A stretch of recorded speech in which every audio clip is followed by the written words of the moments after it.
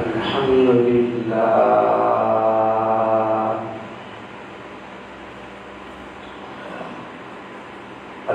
لله نحمده ونستعينه ونستغفره ونؤمن به ونتوكل عليه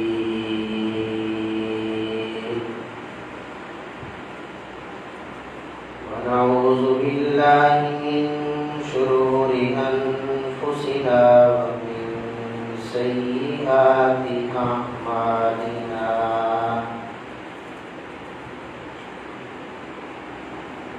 من يهده الله فلا مضل له ومن يضلله فلا هادي له ونشهد أن لا إله إلا الله وحده لا شريك له ونشهد أن سيدنا ومولانا محمدا عبده ورسوله وصلى الله تعالى عليه وعلى آله وأصحابه وبارك وسلم تسليما كثيرا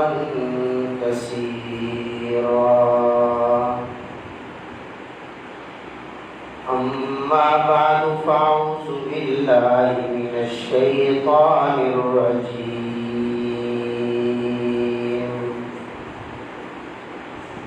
بسم الله الرحمن الرحيم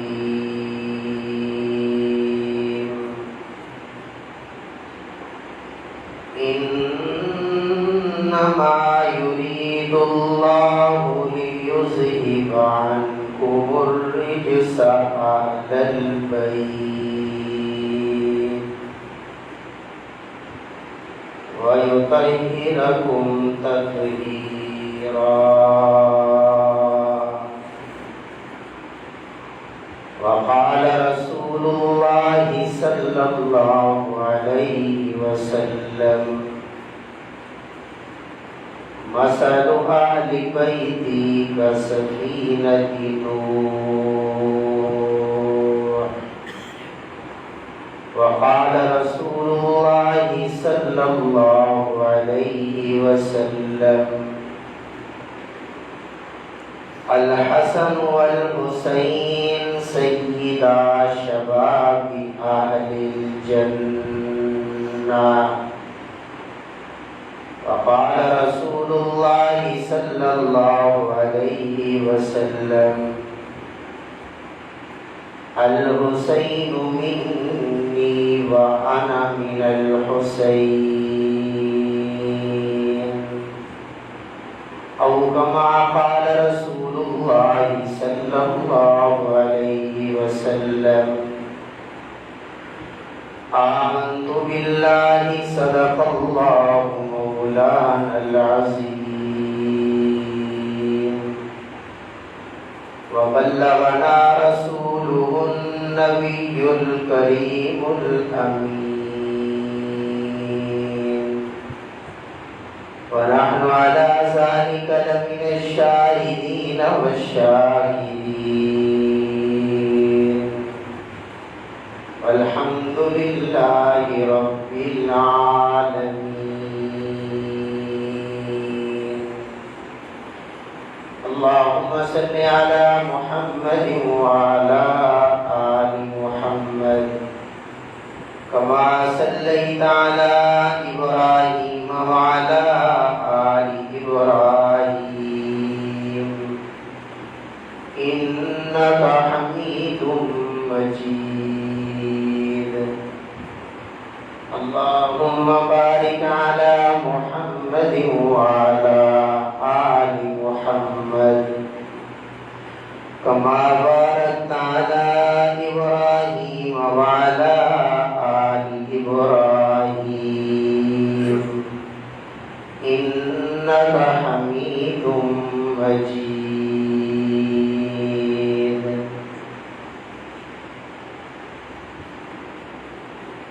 انتہائی قابل تعظیم واجب الاحترام محترم بزرگوں اور بھائیوں،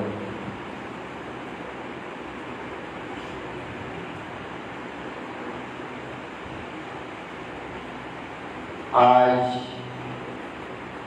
11 محرم الحرام کا دن ہے۔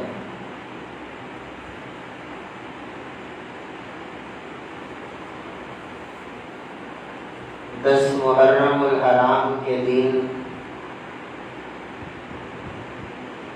حضور علیہ السلام کے گھرانے کے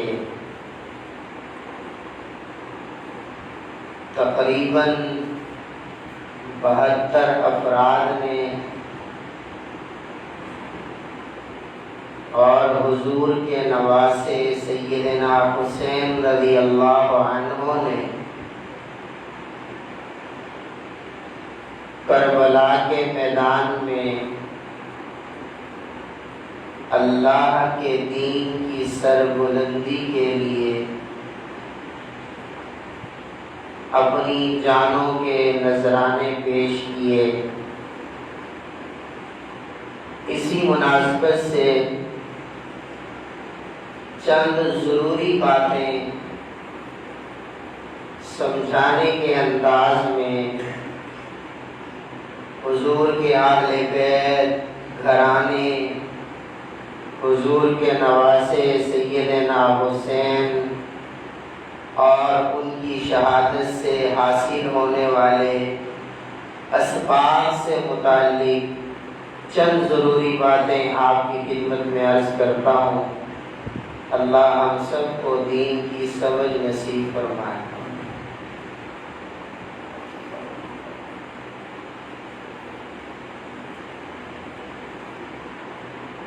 2 لفظ ہم بولتے ہیں، ایک لفظ صحابہ کرام کا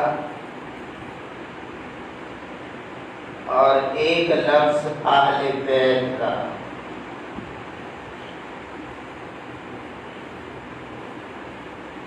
کہ یہ رسول اللہ کے صحابہ ہیں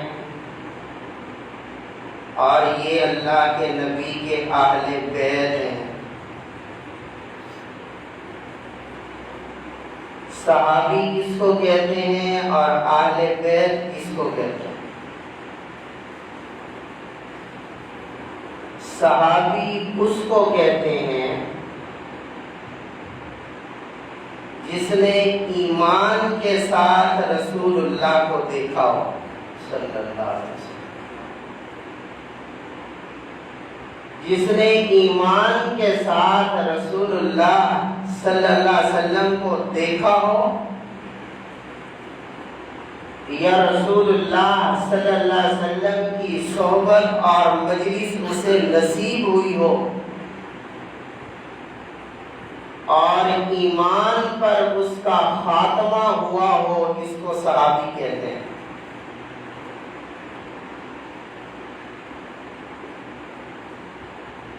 اور اہل بیت نبی کے خاندان اور نبی کے گھرانے کے ان لوگوں کو کہتے ہیں جو رسول اللہ پہ ایمان لائے، جنہوں نے رسول اللہ کا کلمہ پڑھا۔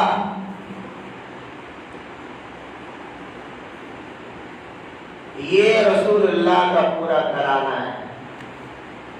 اہل بیت کا معنی گھر والے، کہ یہ رسول اللہ کے گھر والے ہیں، یہ رسول اللہ کا گھرانہ ہے، یہ رسول اللہ کا خاندان ہے۔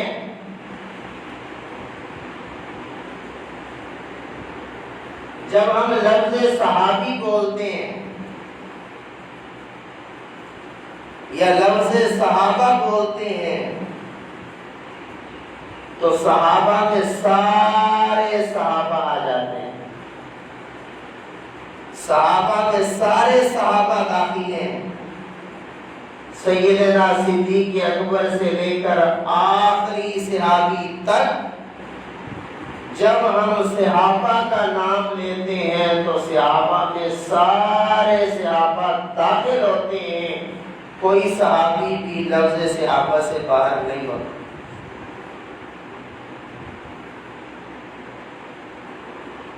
لفظ صحابی میں سارے صحابہ داخل ہیں۔ یہ اور بات ہے کہ صحابہ میں بھی درجات ہیں، کسی صحابی کا درجہ زیادہ ہے اور کسی صحابی کا درجہ کم ہے، لیکن جس نے بھی ایمان کے ساتھ رسول اللہ کو دیکھا، جس نے بھی ایمان کے ساتھ رسول اللہ کی مجلس اور صحبت پائی وہ صحابی ہے۔ پوری دنیا کے اولیاء مل جائے رسول اللہ کے ادنا صحابی کے مقام کو نہیں پہنچ سکتے۔ لفظ صحابہ میں سارے صحابہ کا ہے۔ یہ اور بات ہے کہ صحابہ میں درجات ہیں۔ صحابہ میں سب سے افضل درجہ سیدنا صدیق اکبر کا ہے۔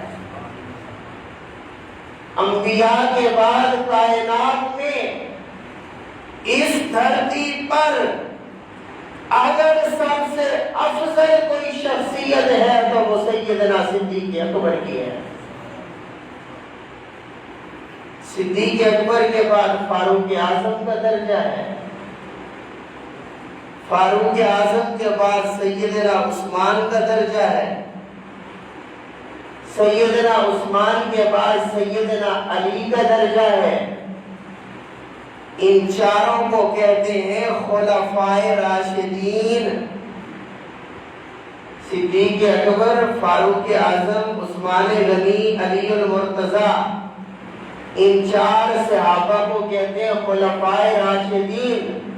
صحابہ میں سب سے زیادہ درجہ صدیق اکبر کا ہے، پھر درجہ ان خلفائے راشدین کا ہے، ان خلفائے راشدین کے بعد درجہ عشرہ مبشرہ کا ہے۔ عشرہ مبشرہ وہ 10 صحابہ ہیں جنہیں میرے نبی نے نام لے کر فرمایا کہ تم جنتی ہو۔ خلفائے راشدین کے بعد درجہ ان عشرہ مبشرہ کا ہے۔ عشرہ مبشرہ کے بعد صحابہ میں درجہ ان 313 صحابہ کا ہے جو بدر کی جنگ میں شریک ہوئے، جن کو بدری صحابی کہا جاتا ہے، اور قرآن نے ان بدری صحابہ کے بارے میں کہا کہ اللہ نے ان کے دلوں میں جھانکا ہے، اللہ نے ان کے دلوں کا امتحان لیا ہے، اور رب نے ان بدری صحابہ کے بارے میں اعلان کر دیا کہ اب تم دنیا میں جو کچھ بھی کرو میرا رب تم سے پوچھے گا نہیں، اللہ نے جنت تم کے لیے لازم کر دی ہے۔ بدری صحابہ کے بعد ان صحابہ کا مقام ہے جو احد کی جنگ میں شریک ہوئے۔ 70 صحابہ احد کی جنگ میں شہید ہو گئے۔ اور کے بعد ان صحابہ کا مقام ہے جو صلح حدیبیہ کے موقع پہ موجود تھے۔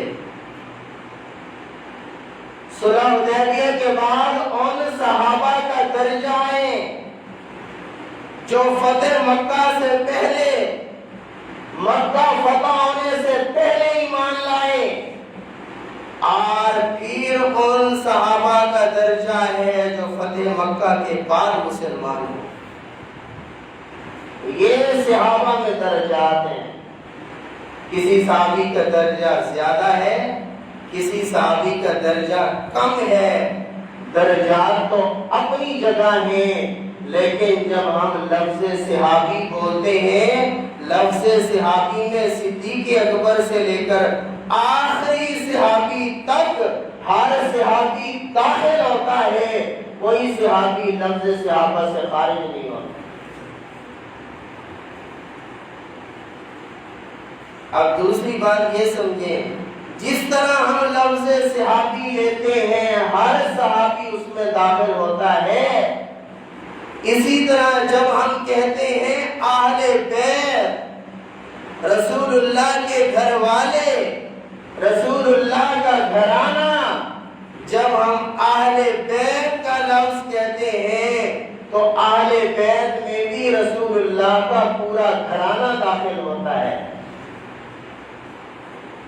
رسول اللہ کے وہ سارے رشتہ دار داخل ہوتے ہیں جنہوں نے رسول اللہ کا کلمہ پڑھا، جو رسول اللہ پہ ایمان لائے، خواہ رسول اللہ کے ساتھ ان کا تعلق زوجیت کا ہے، خواہ رسول اللہ کے ساتھ ان کا تعلق نسب کا ہے، خواہ رسول اللہ کے ساتھ ان کا تعلق سحر اور دامادگی کا ہے، یہ سارے افراد اہل بیت میں داخل ہوتے ہیں۔ یہ جو تأثر دیا جاتا ہے کہ صرف 5 تن اہل بیت ہیں، یہ غلط ہے۔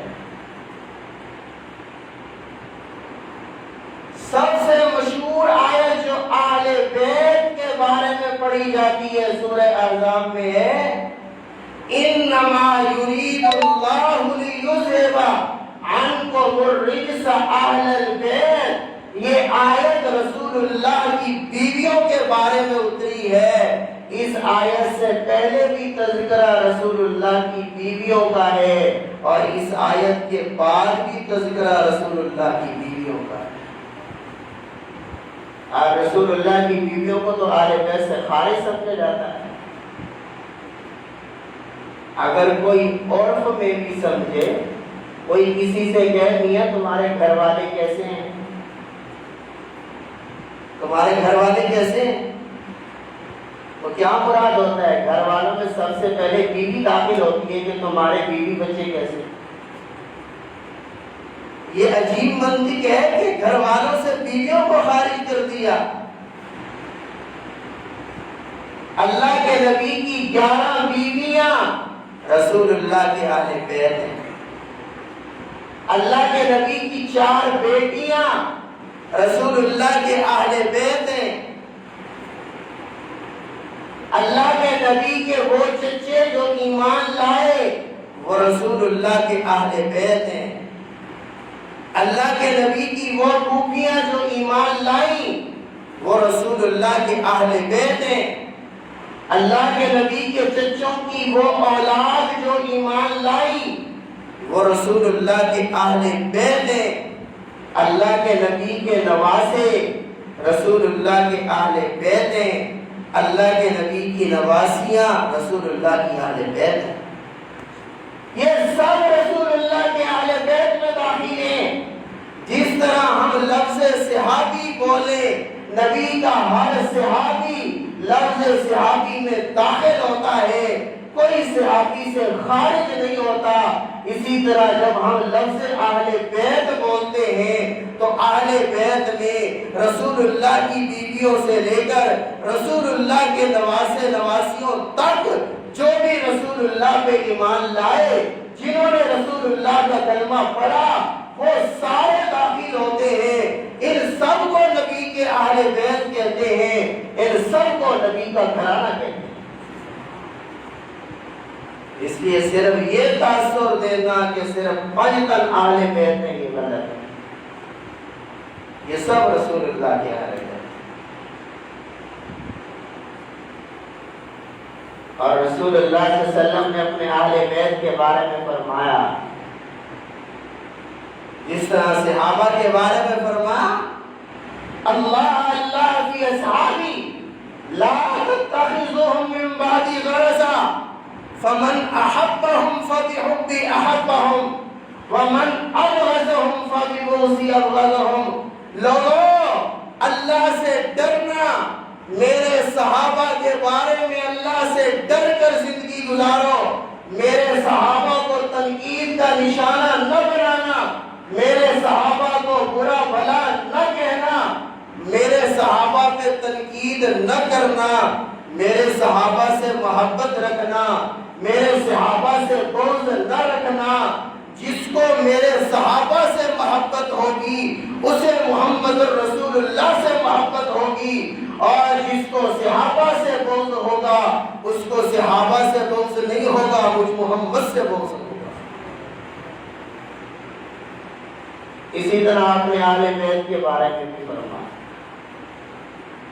لوگوں ترکت فیکم امرین، میں محمد دنیا سے جا رہا ہوں، تم میں دو چیزیں چھوڑ کے جا رہا ہوں، جب تک تم ان دو چیزوں کو مضبوطی سے تھامے رکھو گے کبھی بھی گمراہ نہیں ہوگے۔ ان میں ایک اللہ کی کتاب قرآن چھوڑ کے جا رہا ہوں، وَعِتْرَتِي ایک روایت میں فرمایا، دوسرا میں اپنی آل اولاد اپنے اہل بیت چھوڑ کے جا رہا ہوں۔ جب تک تم میرے اہل بیت سے محبت رکھو گے، میرے اہل بیت کے نقش قدم پہ چلتے رہو گے، تم کبھی بھی گمراہ نہیں ہو سکتے۔ صحابہ کے بارے میں بھی اللہ کے نبی ارشاد فرما کر گئے اور اہل بیت کے بارے میں بھی فرما مثل اہل بیتی کسفینۃ نوح، فرمایا میرے گھرانے اور اہل بیت کی مثال نوح علیہ السلام کی کشتی کی ہے۔ جب نوح علیہ السلام کی قوم نے اللہ کا حکم نہیں مانا، پانی کا طوفان آیا، آسمانوں سے پانی برسا، زمین سے پانی نکلا، ساری نوح علیہ السلام کی قوم غرق ہو گئی، سوائے ان لوگوں کے جو نوح علیہ السلام کی کشتی میں سوار ہو گئے، جو نوح علیہ السلام پہ ایمان لائے، 80 یا 82 لوگ بچے، باقی سارے ہلاک ہوئے۔ آپ فرماتے ہیں میرے اہل بیت کی مثال بھی نوح علیہ السلام کی کشتی کی ہے۔ جو نوح علیہ السلام کی کشتی میں سوار ہو گئے تھے وہ بچ گئے تھے، جن کے دلوں میں اہل بیت کی محبت ہوگی وہ تو بچ جائیں گے، جن کے دلوں میں اہل بیت کی محبت نہیں ہوگی وہ ہلاک ہو جائیں گے۔ یہ حضور کے صحابہ ہیں اور یہ اہل بیت ہیں۔ حضور کے صحابہ میں ہر صحابی داخل ہے، رسول کے اہل بیت میں ازواج سے لے کر نواسے نواسیوں تک پورا گھرانہ اہل بیت میں داخل ہے۔ یہ اور بات ہے، صحابہ میں بھی درجات ہیں، اہل بیت میں بھی درجات ہیں۔ حضور کی 11 بیویاں ہیں، ساری اللہ کے نبی کی اہل بیت ہیں، لیکن حضور کو سب سے زیادہ محبت عائشہ صدیقہ سے تھی۔ اللہ کے نبی کی 4 بیٹیاں ہیں، چاروں رسول اللہ کی اہل بیت ہیں، لیکن حضور کو سب سے زیادہ محبت چھوٹی بیٹی سیدہ فاطمہ سے تھی۔ اللہ کے نبی کے سب بیٹیوں سے پیدا ہونے والے اللہ کے نبی کے نواسے اور نواسیاں حضور کے اہل بیت ہیں، لیکن یہ اور بات ہے رسول اللہ کو سب سے زیادہ محبت حسن اور حسین سے تھی۔ سب اہل بیت ہیں۔ بڑی بیٹی زینب کا بیٹا علی ہے، اہل بیت ہے۔ بیٹی امامہ ہے، نبی کی اہل بیت ہے۔ حضرت عثمان کا بیٹا رقیہ سے عبداللہ اہل بیت ہے۔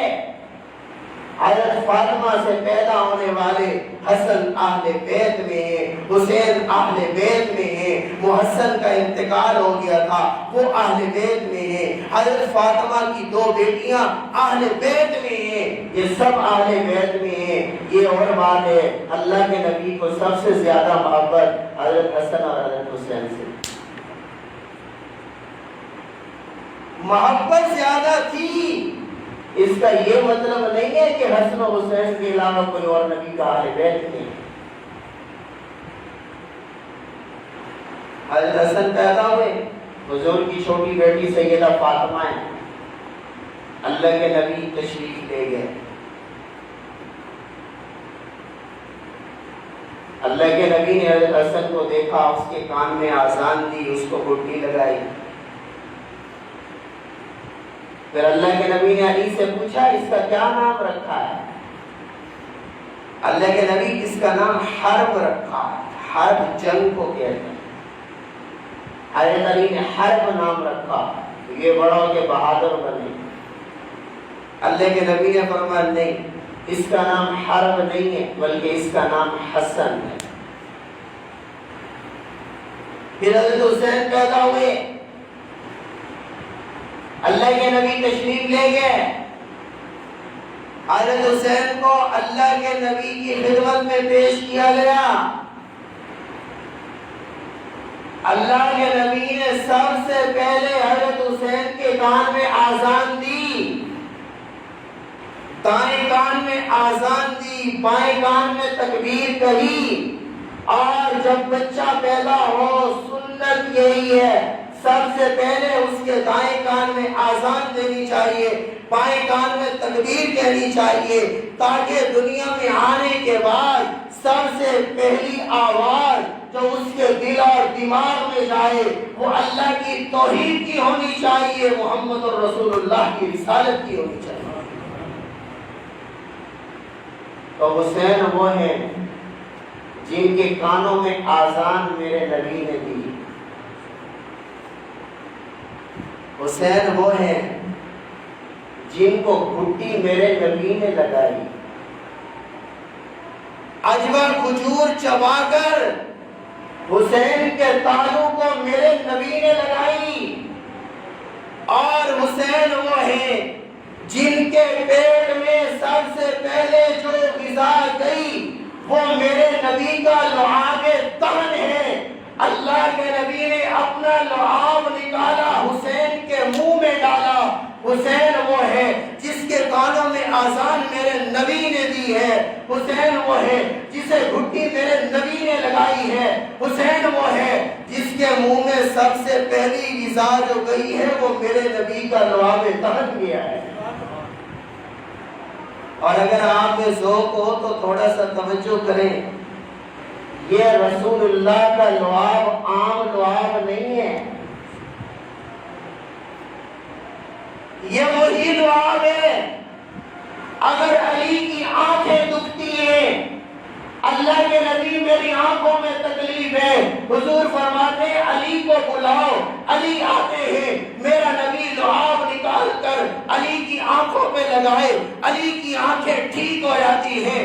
یہ وہ نبی کا لعاب ہے۔ غار ثور میں جب صدیق اکبر کی ایڑی پہ سانپ ڈس لیتا ہے، یہ نبی کا لعاب لگتا ہے، صدیق اکبر کی ایڑی ٹھیک ہو جاتی ہے، یہ وہ میرے نبی کا لعاب ہے۔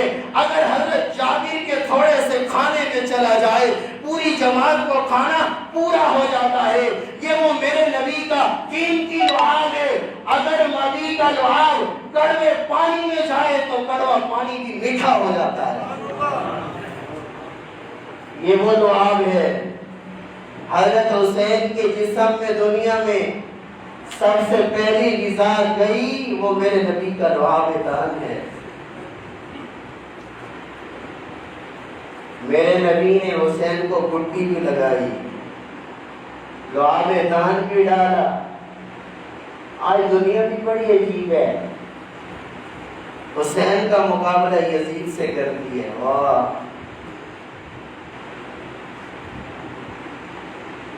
میرا تو عقیدہ ہے خدا کی قسم ایک یزید کیا پوری دھرتی یزید جیسے لوگوں سے بھر جائے، پوری دھرتی یزید جیسے لوگوں سے بھر جائے، خدا کی قسم حسین کے پاؤں پر لگنے والی دھول کا مقابلہ نہیں کر سکتے۔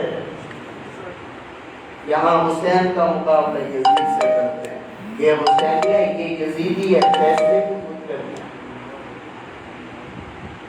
اور محرم میں آپ ایک شعر بھی سنتے ہیں، ہائے حسین ہائے حسین، ہمارا ہے حسین کی ہمارا ہے۔ اس میں کوئی شک نہیں، حضرت حسین کی شہادت مظلومانہ شہادت ہے، اس میں کوئی شک نہیں۔ نبی کے اہل بیت کے افراد کی شہادت امت کا بہت بڑا نقصان ہے، اس میں کوئی شک نہیں ہے۔ حضرت حسین کی شہادت امت کے لیے غم کا ذریعہ ہے، لیکن آپ دیکھیں اتنی فرضی کہانیاں گھڑی جاتی ہیں، اتنے فرضی قصے گھڑے جاتے ہیں، اتنی جھوٹی باتیں گھڑ کے قوم کو سنائی جاتی ہیں۔ اور بناوٹی کتنے غم کا اظہار کیا جاتا ہے. مقصد کیا ہے؟ سب صحابہ کو پیچھے کرنا ہے تاکہ حضرت حسین کا غم بنا کے امت پہ اتنا سوار کر دو سارے صحابہ کی قربانیاں چھپ جائیں. یہ سازش ہے. اور کہا جاتا ہے ہائے حسین ہائے حسین، حسین ہمارے ہیں، حسین ہمارے ہیں. باتیں تو میرے پاس بہت ساری ہیں، لیکن ایک بات ذوق کی کہتا ہوں، اگر آپ کی توجہ ہو تو پھر آپ سمجھ جانا حسین کس کے ہیں. حسینی وہ ہوگا نا جس کے پاس حسین کا دین ہوگا، حسین کے نانے کا دین ہوگا. حسینی وہ ہوگا جس کے پاس حسین کا مشن ہوگا. حسینی وہ ہوگا جس کے پاس حسین کی نماز ہوگی. حسینی وہ ہوگا جس کے پاس حسین کی اذان ہوگی. ساری باتیں. لیکن ایک بات کہتا ہوں، کربلا کے میدان میں جو 72 افراد شہید ہوئے، ان میں حضرت حسین کے علاوہ حضرت علی کے اور بیٹے بھی تھے.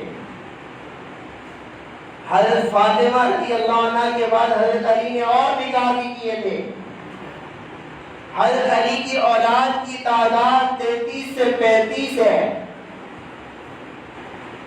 اس کربلا کے میدان میں حضرت حسین کے ساتھ شہید ہونے والے حضرت حسین کے ایک بھائی اور بھی تھے جن کا نام ابو بکر ہے. ایک بھائی اور بھی تھے جن کا نام عمر ہے. ایک بھائی اور بھی تھے جن کا نام عثمان ہے. یہ تینوں حضرت حسین کے بھائی تھے. یہ تینوں حضرت حسین کے ساتھ کربلا کے میدان میں شہید ہوئے. اگر آپ توجہ فرمائیں تو میں ایک جملہ کہنے لگا ہوں. ہر کوئی کہتا ہے کہ حسین ہمارے ہیں.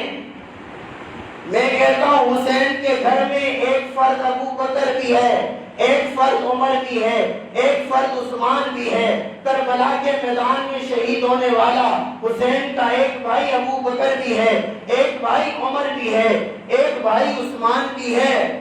اور ابو بکر، عمر، عثمان نام کے بچے جس گھر میں کھیلتے ہوں، ابو بکر، عمر، عثمان نام کے بچے جس گھر میں رہتے ہوں، وہ گھر رافضیوں کا نہیں ہو سکتا، وہ گھر سنیوں کا ہوا کرتا ہے. یا تو ابو بکر، عمر، عثمان کو مان لو یا پھر مان لو حسین تمہارے نہیں ہے، حسین سنیوں کے ہیں. اس لیے کہ تمہارے گھر میں تو کوئی ابو بکر، عمر، عثمان نظر ہی نہیں آتے. میں نے حسین کو دیکھا، حسین کے گھر میں تو مجھے ابو بکر بھی نظر آتا ہے، عمر بھی نظر آتا ہے، عثمان بھی نظر آتا ہے. میں عرض کر رہا تھا حضرت حسین کو گھٹی حضور نے لگائی. حضرت حسین کا نام میرے نبی نے رکھا. حضرت حسین بڑے ہو گئے. اللہ کے نبی کبھی گود میں اٹھاتے تھے، کبھی کندھوں پہ اٹھاتے تھے. اللہ کے نبی کبھی حسین کو سونگتے تھے، کبھی رخساروں پہ بوسہ دیتے تھے، کبھی لبوں پہ بوسہ دیتے تھے. اور حضرت حسن اور حسین دونوں کے بارے میں میرے نبی نے فرمایا، الگ الگ بھی فرمایا، اکٹھے بھی فرمایا. فرمایا اے اللہ میں ان سے محبت کرتا ہوں، اے اللہ میں حسن و حسین سے محبت کرتا ہوں، اے اللہ تو بھی حسن و حسین سے محبت فرما. اور پھر یہاں تک نہیں فرمایا، فرمایا اے اللہ میں حسن و حسین سے محبت کرتا ہوں، تو بھی حسن و حسین سے محبت فرما. اے اللہ جو حسن و حسین سے محبت رکھے تو اس سے بھی محبت فرما. گویا حسن و حسین سے محبت رکھنے والا میرے نبی کا بھی محبوب بن جاتا ہے. حسن و حسین سے محبت رکھنے والا میرے رب کا بھی محبوب بن جاتا ہے. حسن و حسین سے بغض رکھنے والا میرے نبی کی نظروں میں بھی مبغوض ہو جاتا ہے. حسن و حسین سے نفرت رکھنے والا میرے رب کی نظروں میں بھی مبغوض و ناپسندیدہ ہو جاتا ہے. حسن و حسین سے میرے نبی کو بڑی محبت تھی. میں نے بتایا یہ سب نبی کے اہل بیت ہیں، لیکن ترجیحات ہوتی ہیں.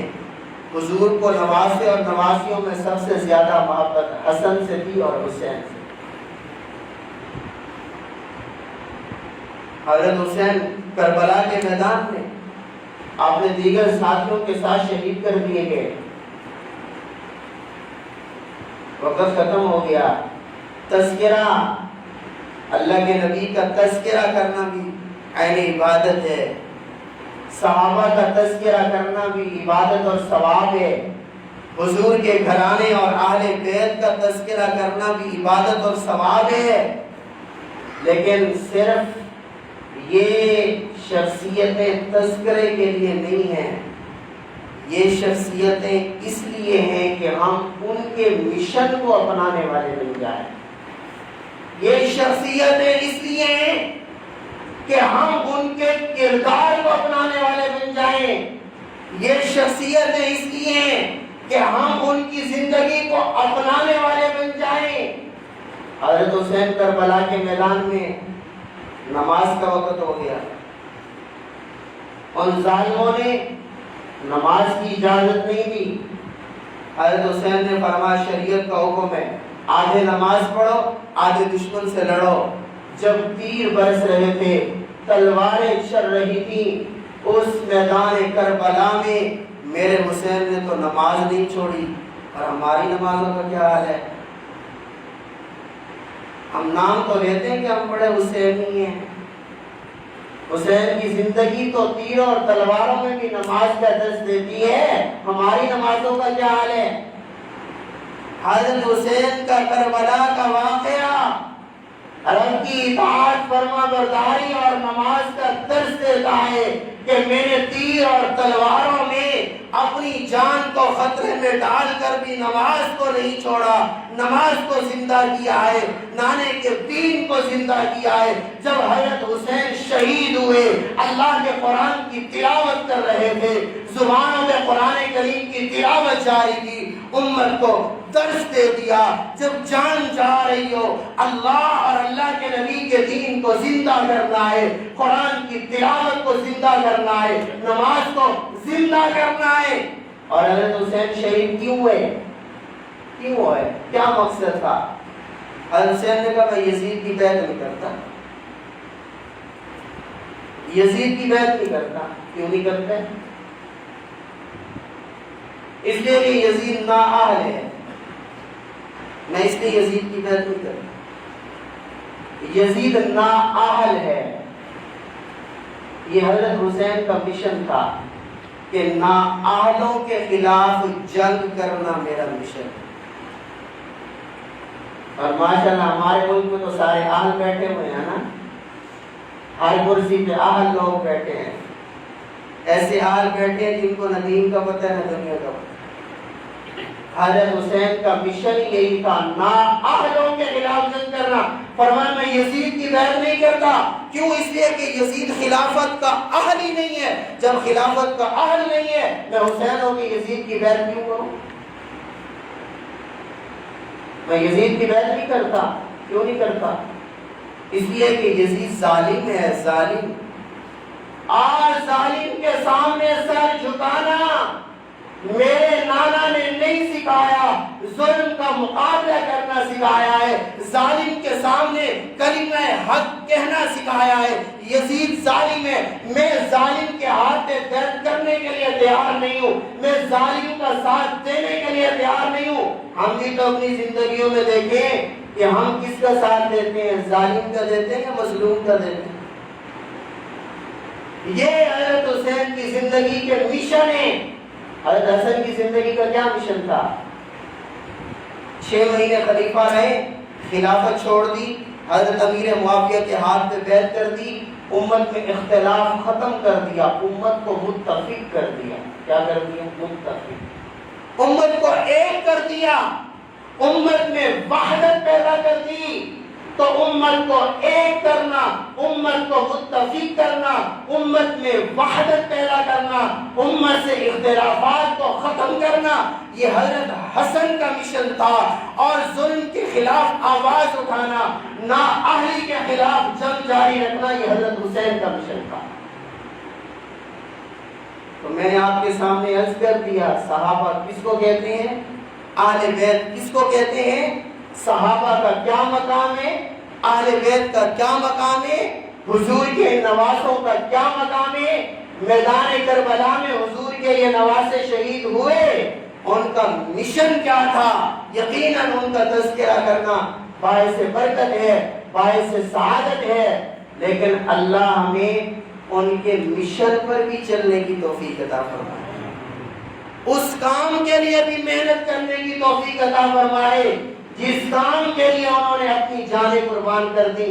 اللہ سے دعا ہے اللہ ہمیں صحابہ اور آل بیت سے سچی محبت نصیب فرمائے اور ان کے مشن پر چلنے کی توفیق عطا فرمائے۔ وآخر دعوانا الحمدللہ۔